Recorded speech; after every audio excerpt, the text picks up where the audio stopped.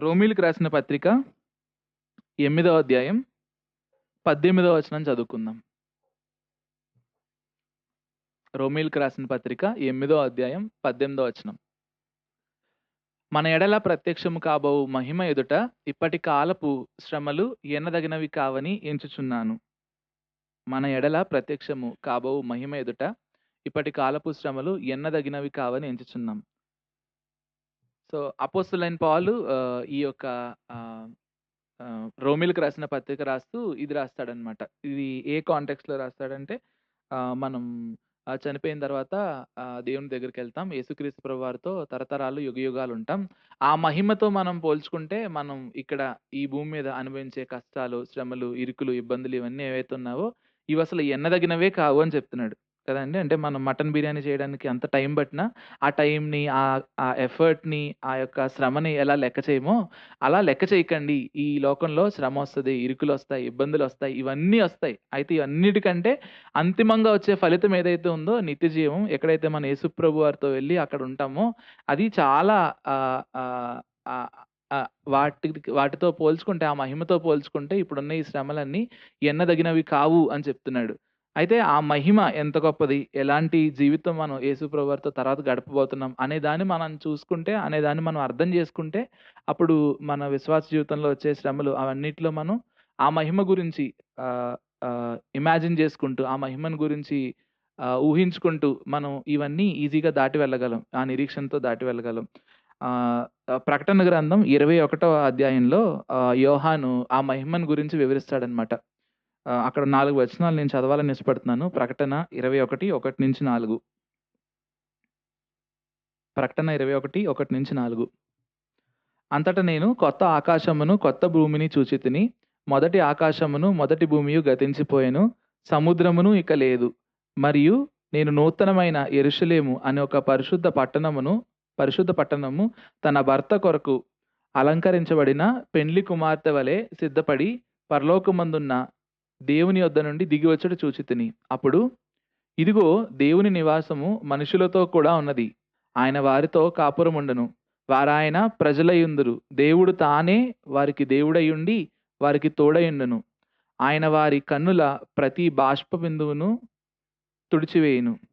మరణము ఇక ఉండదు. దుఃఖమైనను, ఏడ్పైనను, వేదనైనను ఇక ఉండదు. మొదటి సంగతులు గతించిపోయినని సింహాసనంలో నుండి వచ్చిన గొప్ప స్వరము చెప్పుట వింటిని. సో, ఈ వచనాల్ని నిజంగా మనం చూస్తుంటే ఏం చెప్తా ఉన్నాడంటే, మనం యేసు ప్రభువారు రాకడ వచ్చినప్పుడు మనం దేవుని దగ్గరికి వెళ్ళిన తర్వాత అక్కడ ఎట్లా ఉంటది? అక్కడ మన పరిస్థితి ఎలా ఉంటది? అనే దాని గురించి వివరిస్తా ఉన్నాడనమాట. దేవుడు, మనుషులు ఒకటే చోట ఉంటారు. ఇదిగో దేవుని నివాసము మనుషులతో కూడా ఉన్నది. అయితే ఇక్కడ బాగా నాకు ఇంట్రెస్టింగ్‌గా అనిపించిందేంటంటే, అచ్చట ఆయన వారి కన్నుల ప్రతి బాష్ప బిందువును తుడిచివేయును. మరణము ఇక ఉండదు. దుఃఖమైనను, ఏడుపైనను, వేదనైనను ఇక ఉండదు.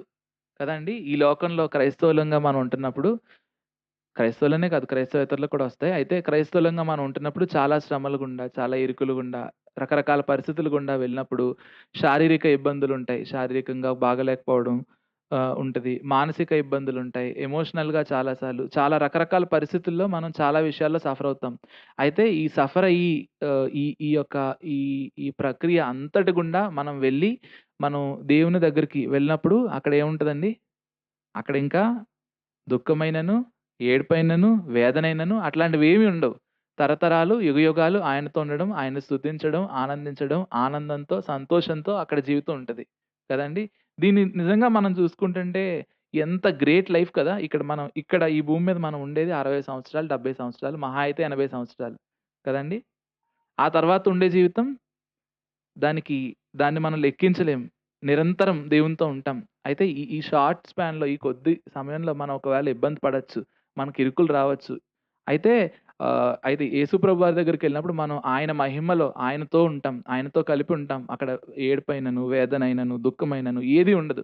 తరతరాలు ఆనందంగా, సంతోషంగా ఆయన్ని చూస్తూ, ఆయన్ని ఆరాధిస్తూ మనం గడుపుతా ఉంటాం. సో, అలాంటి దాని కోసం దేవుడు మనల్ని పిలిచాడు. అంత అంత మహిమ కోసం దేవుడు మనల్ని పిలిచాడు. అలాంటి మహిమలో మనం ప్రవేశిస్తామనే ఒక నిరీక్షణను ఆయన మనకిచ్చాడు. సో, ఆ నిరీక్షణను మనం జ్ఞాపకం చేసుకుందాం. అట్లాంటి శుభప్రదమైన నిరీక్షణ కలిగిన వారంగా జీవిస్తూ ఈ లోకంలో శ్రమలొచ్చినా, ఏదొచ్చినా అవన్నిటిని మనం ఆ మహిమను ఒక పిక్చర్‌ని మనం జ్ఞాపకం చేసుకుంటున్నప్పుడు, మనం శ్రమల గుండా, ఇరుకుల గుండా ఎళ్తున్నప్పుడు ఆ మహిమ యొక్క పిక్చర్‌ని మనం జ్ఞాపకం చేసుకుంటే ఇవన్నీ మనకి ఎన్నదగినవిగా ఉండవు అని పాల్ చెప్తున్నాడు. అయితే మనం వీటిని జ్ఞాపకం చేసుకుంటూ అయితే మనకి దేవుడు ఇదంతా ఇవ్వడానికి ఆయన కుమారుడైన యేసుక్రీస్తు ప్రభువారి యొక్క ప్రభువందు విశ్వాసం ఉంచడం మాత్రమే ఒక ప్రీ రిక్విజిట్. ఆయనందు విశ్వాసం ఉంచిన ప్రతి వారికి ఈ నిత్య జీవం గ్యారంటీడ్. అలాంటి దాని కోసం దేవుడు మనల్ని పిలిచాడు. అంత మహిమను మన కొరకు ఆయన సిద్ధపరుస్తున్నాడు. అందుని బట్టి మనం దేవుడిని ఆరాధిద్దాం.